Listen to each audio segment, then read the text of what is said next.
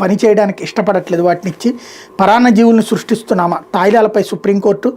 ఎన్నికల ముందు రాజకీయ పార్టీలు ప్రకటిస్తున్న ఉచితాల వల్ల ప్రజలు పనిచేయడానికి ఇష్టపడట్లేదని సుప్రీంకోర్టు అభిప్రాయపడింది.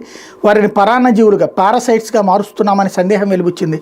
ప్రజల్ని సమాజ ప్రధాన జీవన స్రవంతిలోకి తీసుకొచ్చి దేశాభివృద్ధికి పాటుపడేలా చేసే బదులు ఇతరులపై ఆధారపడే ఒక వర్గాన్ని సృష్టిస్తున్నామని ప్రశ్నించింది. పట్టణ ప్రాంతాల్లో నిరాశ్రయాలు తలదాచుకునే ఏర్పాట్లు చేసేలా ప్రభుత్వాన్ని ఆదేశించాలని దాఖలైన పిటిషన్లపై justice BR Gavai, justice Augustine George మహనీయుల ధర్మాసనం బుధవారం విచారణ జరిపింది. ఉచిత పథకాలపై పలు వ్యాఖ్యలు చేసింది. ఎన్నికలకు కొద్ది రోజుల ముందు ప్రకటిస్తున్న లడకీ బెహన్ వంటి పలు పథకాల వల్ల ప్రజలు పనిచేయడానికి ఇష్టపడకపోవడం దురదృష్టకరం.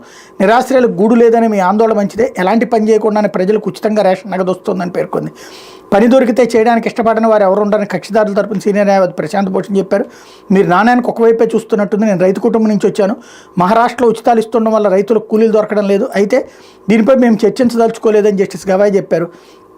ప్రభుత్వాలు ధనవంతుల్నే పట్టించుకుంటాయని, పేదలు మాత్రం కాదని మరో న్యాయవాది చేసిన వ్యాఖ్య న్యాయమూర్తులు తప్పుపట్టారు. ప్రభుత్వంపై అలాంటి రాజకీయ ఉపన్యాసాలు చేసేందుకు రామ్లీలా మైదానంలో కోర్టును ఉపయోగించుకోవద్దని హితవు పలికారన్నటువంటి వార్తని హైలైట్ చేశారు. ఇకపోతే ఆతిథ్య రంగంలో 8,000